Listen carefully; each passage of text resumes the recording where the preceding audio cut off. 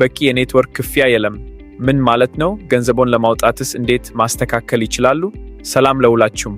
ዛሬ በቂ የኔትወርክ ክፍያ የለም የሚለውን ችግር እንዴት መፍታት እንደሚቻል አሳያችኋለሁ። በተለይም ደግሞ እንዴት ማስወገድ እንደሚቻል ማለት ነው። አዎ፣ በዚህ ዘዴ መሰረት ገንዘቦን ከዌብ3 ዋሌቶ ለማውጣት የብሎክቼን ኔትወርክ የራሱ የሆነ ቶከን ሊኖሮት አይገባም። በአጭሩ ላብራራ።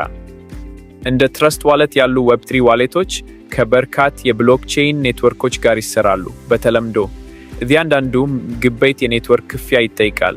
ገንቢዎቹ ይህንን መስፈርት ያስተዋወቁት የብሎክቼን ስፓምን እና የዋሌቶችን ወይም የውሸት አካውንቶችን በብዛት መፈጠር ለመከላከል ነው።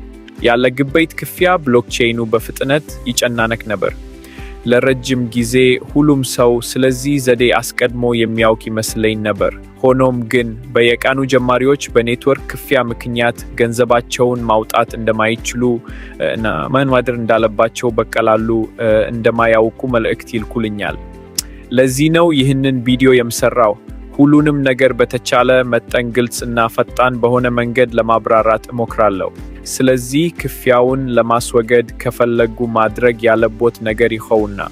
በመጀመሪያ በይፋዩ የዌብ3 ማግበሪያ ኢሜይል በኩል ዋሌቶን ማረጋገጥ አለቦት። በዚህ ዘዴ መሰረት ኢቴሪየም፣ ትሮን፣ አፕቶስ እና ሌሎችንም ጨምሮ በማንኛውም በሚደገፍ ኔትወርክ ላይ ይሰራል።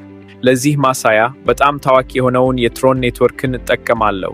ዋሌቶን ለማንቃትና ገደቦችን ለማስወገድ ዋሌቶን ሲክፈቱ እና ወደ ሴቲንግስ ይሄዱ። በመቀጠል የዋሌት አድራሻውን በእጆ ኮፒ የማድረግ ጊዜያውን አማራጭ ይምረጡ።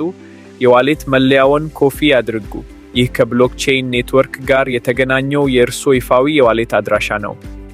ኮፒ ካደረጉት በኋላ ኢሜይሎን ሲክፈቱ። የትኛውን የኢሜይል አገልግሎት ቢጠቀሙ ምንም ችግር የለውም። አዲስ ኢሜይል ለመጻፍ ኮምፖዝ የሚለውን ይጫኑ። በተቀባይ ቦታው ላይ ይፋዊውን የዌብ3 ዋሌት ማግበሪያ ኢሜይል ያስገቡ።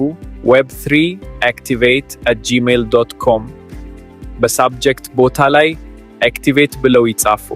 በመቀጠል ይፋዊ የዋሌት አድራሻውን በኢሜይሉ አካል ላይ ፔስት ያድርጉ እና ሰንድ የሚለውን ይጫኑ።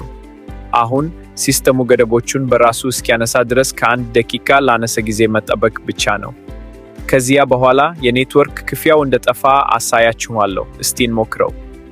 ሰንድ የሚለውን እነካለሁ። ማስተላለፍ የምፈልገውን ቶከን እመርጣለሁ። እንደሚመለከቱት ያለኝ USDT ብቻ ነው። የኔትወርክ ክፍያውን ለመክፈል የሚያስችል ምንም አይነት የራሱ ቶከን የለኝም። አሁን የተቀባዩን አድራሻ ፔስት አደርጋለሁ። መላክ የምፈልገውን መጠን አስገባለሁ እና ኮንቲኒው የሚለውን እነካለሁ። እንደሚመለከቱት በዚህ ዘዴ መሰረት አሁን ምንም አይነት የኔትወርክ ክፍያ የለም። ያለ ምንም ተጨማሪ ገደብ ንብረቶችን መላክ እችላለሁ። ኮንፈርም የሚለውን እነካለሁ እና ያ ነው። ግብይቱ አሁን እየተሰራ ነው እና በተሳካ ሁኔታ ተጠናቋል። ይህ ቪዲዮ አንዳንዶቻችሁን እንደሚረዳ ተስፋ አደርጋለሁ። ቪዲዮን ላይክ ማድረግ እና ቻናሉን ሰብስክራይብ ማድረግ እንዳይረሱ። ለአዳዲስ ቪዲዮዎች ያላችሁን ሐሳብ በኮሜንት አሳውቁኝ። ስለተመለከታችሁ አመሰግናለሁ። በሚቀጥለው ቪዲዮ እንገናኝ። ቻው።